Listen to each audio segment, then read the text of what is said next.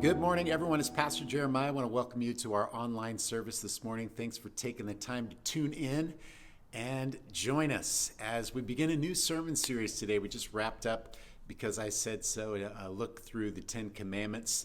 And I want to move on to something new this week. We're calling this series The Essential Gospel. We're going to be taking a look at some of the core beliefs in the gospel that have shaped us as Christians and are so fundamentally important to understanding our identity in Christ. And so we're going to be taking a look at 4 themes from the gospel in the next 4 weeks. Excited to jump into this with you. I'll start this way. Back in 2010, there was one of the most extensive research projects conducted on what Americans believe and how those beliefs translate into actions and how they live their everyday lives. And their findings from this research project that was conducted were put into a book, and the book was called American Grace: How Religion Divides and Unites Us. 2 authors of this were Robert Putnam and David Campbell, both research professors, one from Harvard, another from Notre Dame. Now, it's commonly asserted that religious people, or how religious a person is, doesn't make a difference in the way of how they conduct themselves in the world, or how good of a human being you are.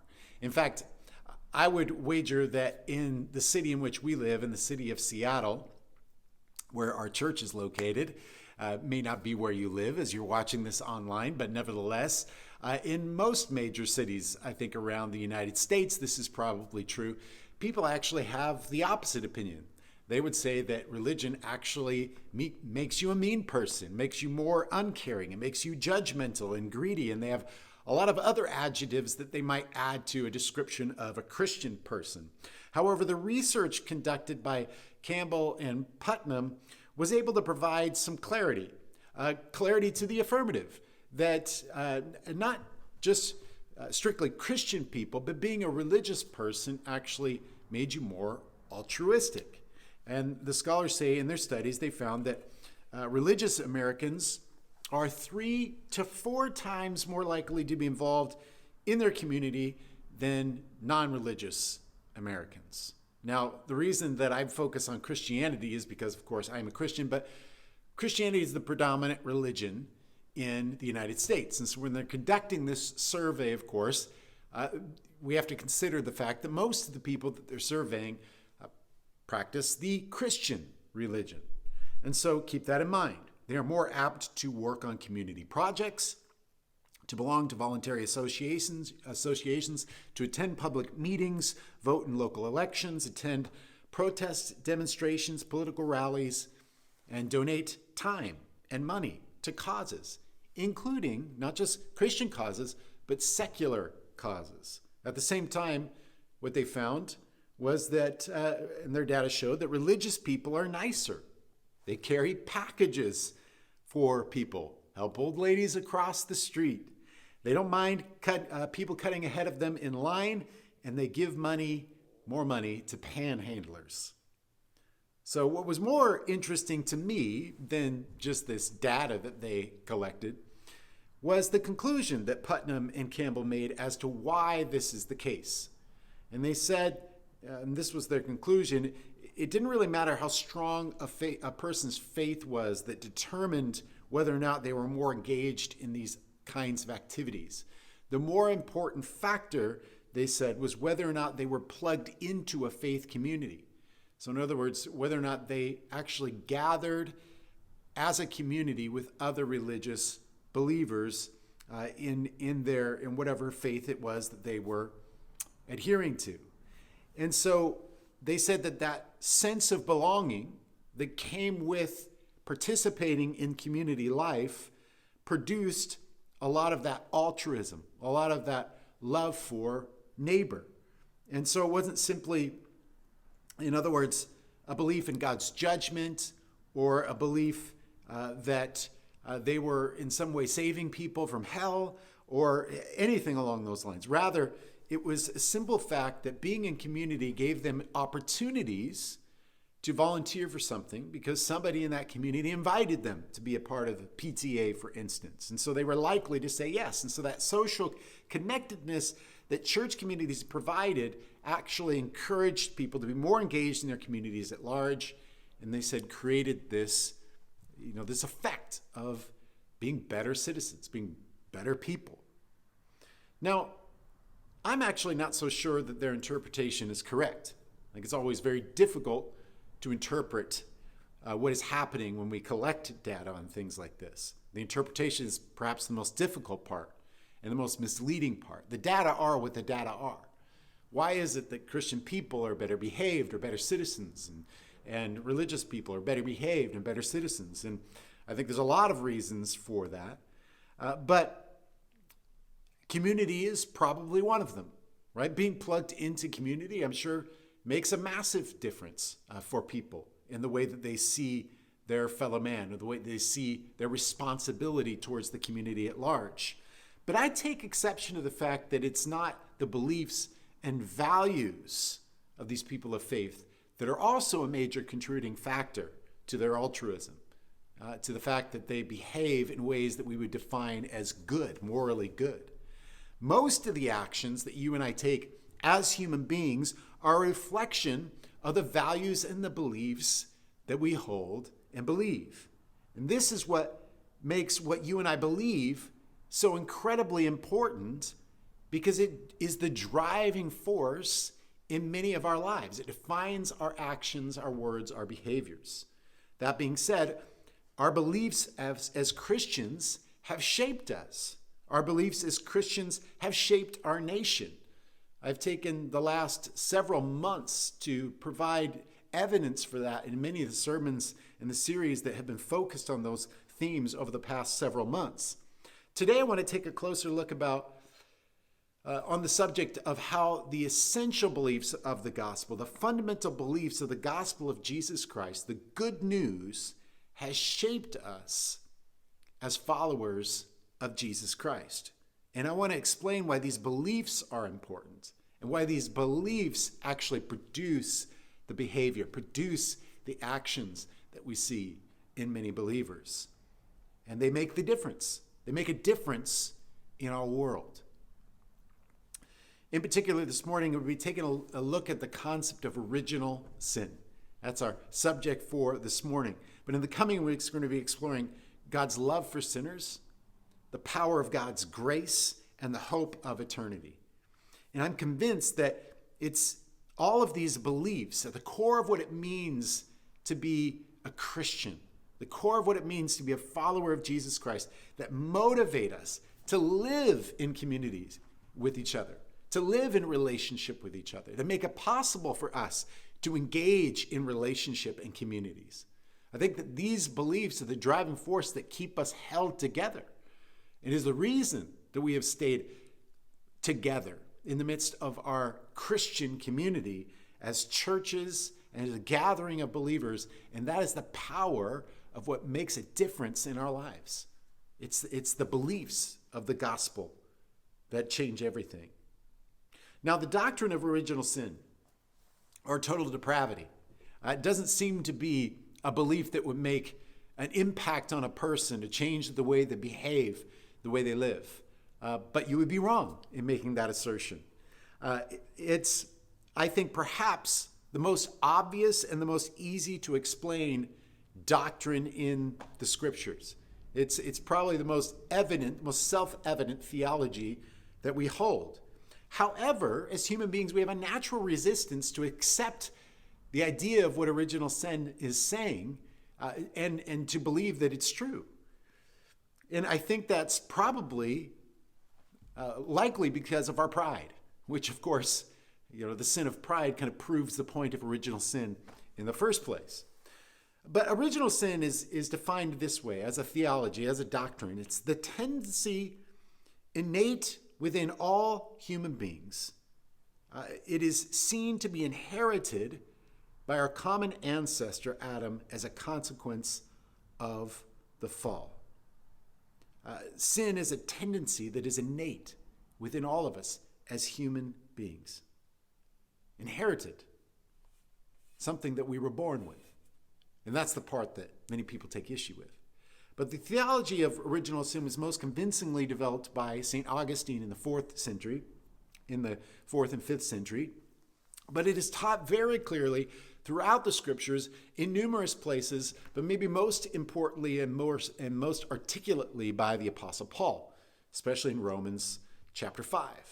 And that's where I want to take you today, Romans chapter 5, verse 12 through 19. So quite a long passage of scripture. It says, "Therefore, just as sin entered the world through one man, and death through sin, and in this way death came to all people because all sinned, to be sure, sin was in the world before the law was given.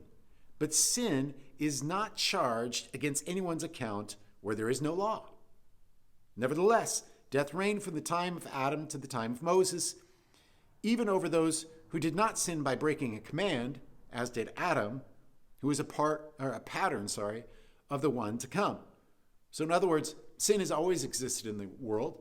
Sin has always produced death in us as human beings.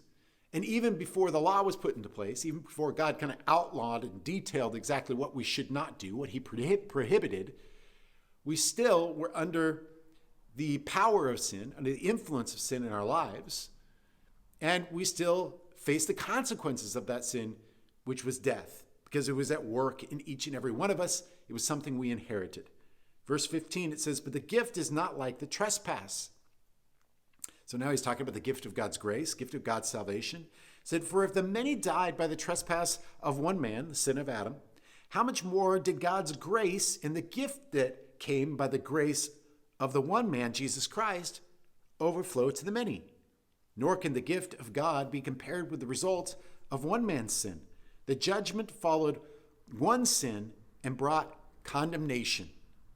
But the gift followed many trespasses and brought justification. For if by the trespass of the one man, death reigned through that one man." So by the sin of Adam, death reigned in all of our lives through the sin of Adam. "How much more will those who receive God's abundant provision of grace and the gift of righteousness reign in life through the one man, Jesus Christ?" So he's saying that Jesus has been the remediator of all of our sin. That Jesus has imputed to us his righteousness. He's given us his grace. So therefore we have salvation in the place of the condemnation of sin, which is death. Verse 18 says, "Consequently, just as one trespass resulted in condemnation for all people, so also one righteous act resulted in justification and life for all people. For just as through the disobedience of the one man, the many were made sinners, so also through the obedience of the one man, the many will be made righteous." So in other words, bad news, because of the sin of Adam, all of us have become sinners. But good news, because of the righteous act of Jesus Christ, laying his life down, becoming a sacrifice for our sin, being resurrected to life, that we all now have the gift, the opportunity to receive God's salvation and forgiveness of our sin. So we have life in place of death. That's the good news of the gospel. Paul's explanation is pretty clear. In summary, he says that sin entered the world the moment that Adam, our common ancestor, rebelled against God and did what God asked him not to do. And because of that one act of disobedience, we all inherited an innate desire to rebel against God in similar ways. We desire to do that which is wrong. We are tempted to behave in ways that are self-destructive, that hurt others and hurt ourselves, that produce pain in our lives, in the lives of others. And even though we know what it is that is right, we are often compelled to behave in the opposite way. And the reason why this is so easy to explain to people is because it's something that each and every one of us have experienced in a personal way multiple times in our lives, sometimes multiple times in one day. I know that when I'm in an argument with my wife and it gets heated and I'm trying to defend myself for an action that is indefensible, And I know that when I lose my temper and I lash out at her when she is bringing something up to me, when she's confronting me with some action or something that I've said that is not right, that I will defend myself, and I will be tempted to defend myself in a way that puts her down, right? Or puts her in her place, or in some way, shape, or form puts her on the defensive, right? So I am tempted to go on the attack. And I know that when I lash out, it results in hurting her, and it hurts our relationship, and ultimately it affects me, because happy life, happy wife, happy life. And the reverse of that, of course, is not true. Unhappy wife, very unhappy life. And so I know that. I know that it's going to hurt her. It's going to hurt our relationship. Because it hurts our relationship, it's going to hurt me. And yet, I will do it anyways. I will do it anyways. I will be tempted to lash out. I will be tempted to say something mean and nasty. And I will do it anyways. I still do what I know to be wrong. I know that, for instance, cheaters never prosper. I know that doing hard work in the moment is what is going to develop me and contribute to my growth and development as a student. And I'm just using this illustration to be relevant to all my students out there. But I decide to let ChatGPT write my term paper anyways. And I cheat to get a good score and to get ahead, even though I know in the long run I'm just hurting myself. In spite of this internal evidence that we have a tendency within us to do that which we know that is wrong, to do that which we know is going to harm us and possibly harm others, but we do it anyways. So in light of that internal evidence, of that internal evidence that we have for original sin, in spite of the fact that we look out over the entire world and we see all sorts of unspeakable acts of hatred, nonsensical acts of violence, they cover our newspapers, they fill our 6 o'clock news, and we struggle to believe at our core, in spite of all this evidence, we struggle to believe at our core that we are sinful from birth. Something about that idea just rubs us the wrong way, and we resist that idea as being true. And there's a reason for that. And the reason is that one of the dominant psychological theories of the last century has been behaviorism. And behaviorism is the idea that human beings are products of their environment, that we are who we are because of the nurture, because the people who have created a culture that has shaped us. And so we are conditioned to behave the way that we do because of a result of various experiences, interactions with people. And this idea of behaviorism, it presupposes that there's no creator and human beings do not have an eternal soul. So we are products of our environment, and that is it. Our behavior is all about the nurture of our environment around us, not the nature, not who we are at our core, our DNA.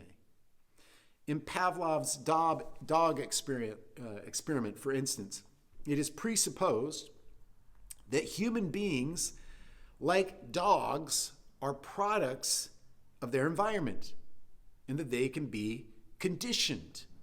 We can be conditioned to behave in certain ways just like a dog is, just like you train a dog with a treat, right? You train your pet with a treat, right? As motivation.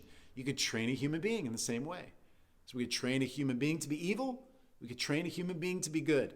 But it's the environment that produces the good or produces the evil. And so like psychochemical machines, we can be trained.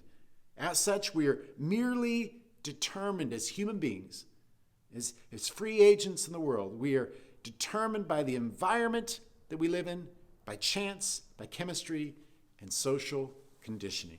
That's the idea of behavioralism. It's a lot like the idea cooked up in My Fair Lady. For those of you who have seen that movie, I know it's an old one, but it's a good one. There's two older gentlemen, well-educated, high society gentlemen, who decide on a wager.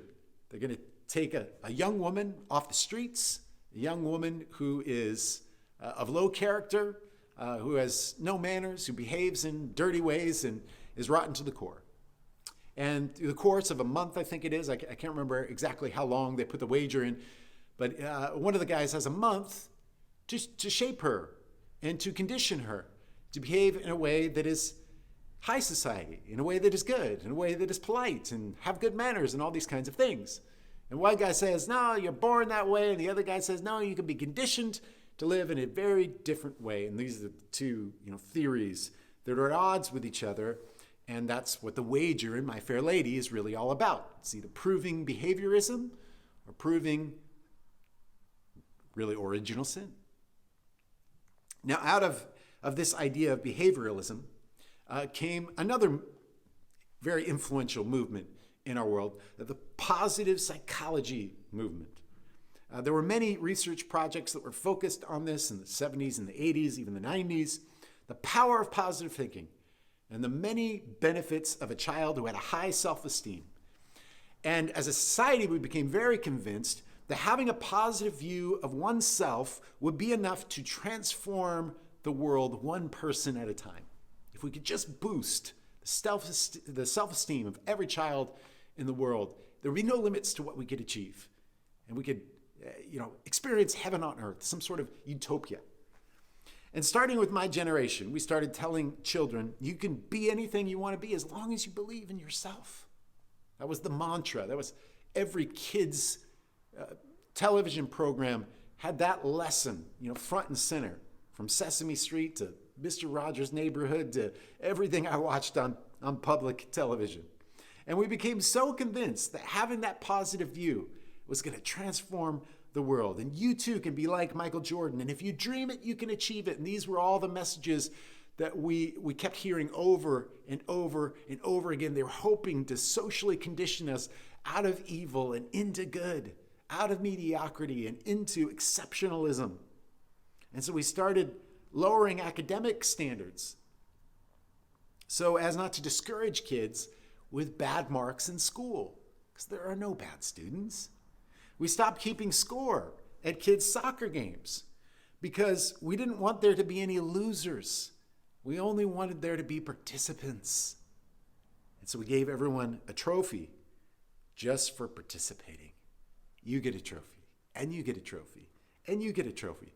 We're all winners here. And those who made these decisions had hearts that were in the right place. They had good hearts. They wanted to do something good in the world. But here's the problem. Behaviorism is a half-truth. We can be corrupted, that's for sure.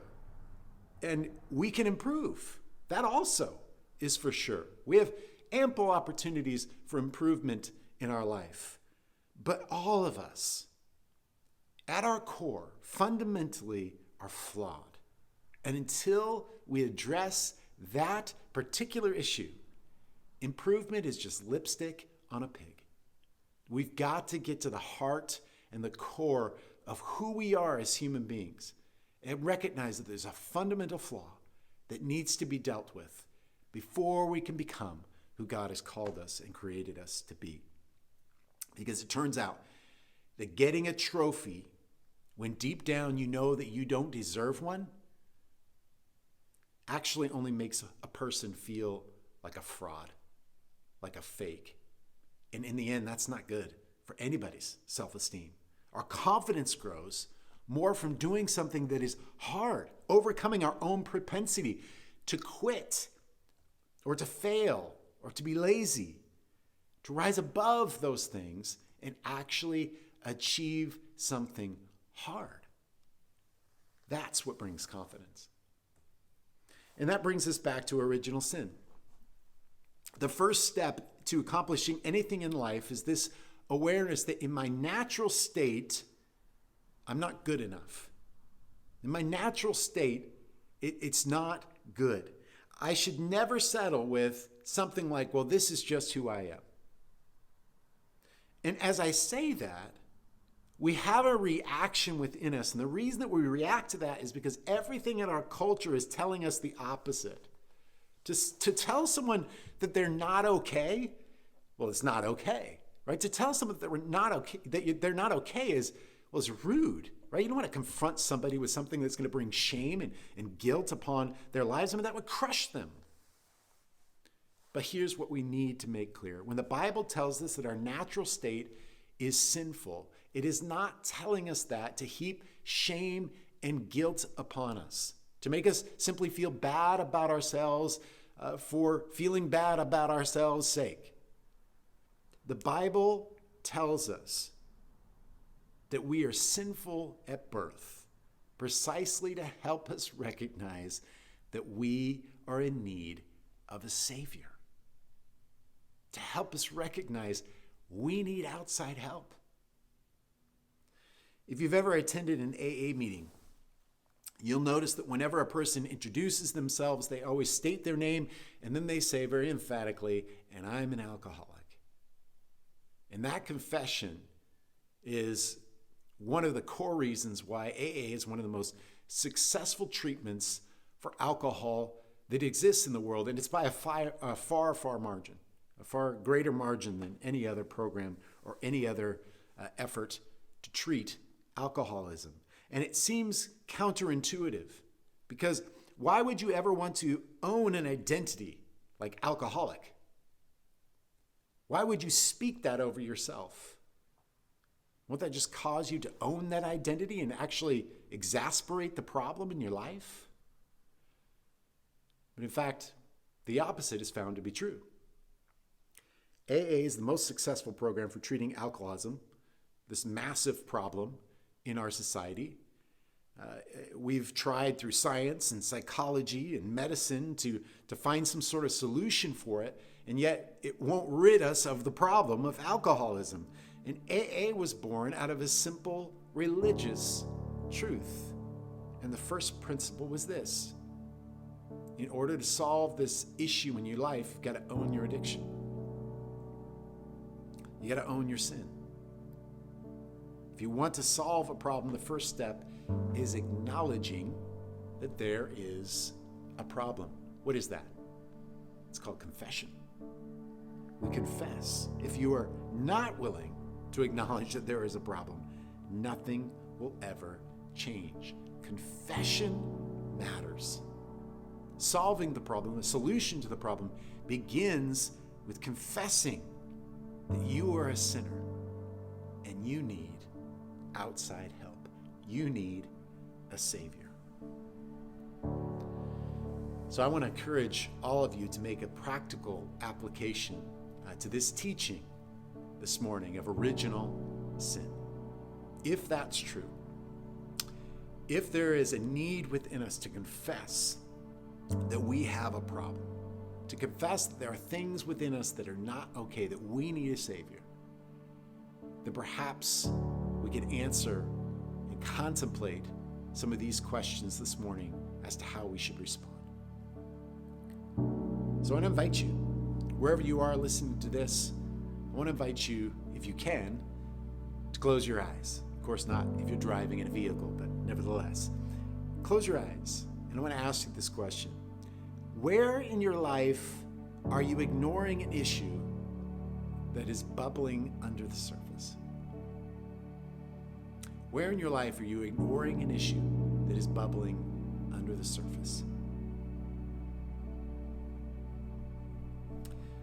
Second question: do you keep stuffing skeletons in the closet, hoping that they're going to stay hidden in the dark? Do you keep stuffing skeletons in the closet, hoping nobody will ever see that? That's going to stay hidden where it's at in the dark. Third question: when you hear the word confession, do you recoil, knowing that there are unresolved areas in your life that you don't want to deal with? And lastly, we're putting that issue that you stuffed away deep down inside of you, we're putting off that issue today. Make it better for you tomorrow and on into the future. I'm going to guess the answer to that last question is no. dealing with these things today is the healthy way to go about finding resolution for the things that you and I are struggling through. And so I want to encourage you as a final application to pray a prayer with me. It's a prayer of confession. It's a simple prayer. It's based off Psalm 86, I believe it is. And it says this: "Hear, O Lord, and answer me. For as rich as I may think that I am, I confess that I am poor and needy." That's our confession. "Guard my life, for I am devoted to you. You are my God. Save your servant who trusts in you. Have mercy on me, O Lord. For I call to you all day long. Bring joy to your servant. For you, O Lord, I lift up my soul. You are forgiving and good, O Lord, abounding in love to all who call to you. In their time of desperation and need, hear my prayer, O Lord. Listen to my cry for mercy. Amen." Let's make that our prayer for today in response to this message, the importance of confessing our original sin. It's okay to not be okay. What that should indicate to each and every one of us is that we are in need of a Savior. I hope this message is a blessing to you. Pray that God does some good work in your life as a result of hearing it, that the word would bear fruit in your heart and in your mind and bring transformation. Let it bring change into all of our lives. I want to thank you for joining us this morning in this message. I want to encourage you to continue giving faithfully to the work that God is doing through Westside Church. You can give in two ways. You can give at westsidechurch.com/give.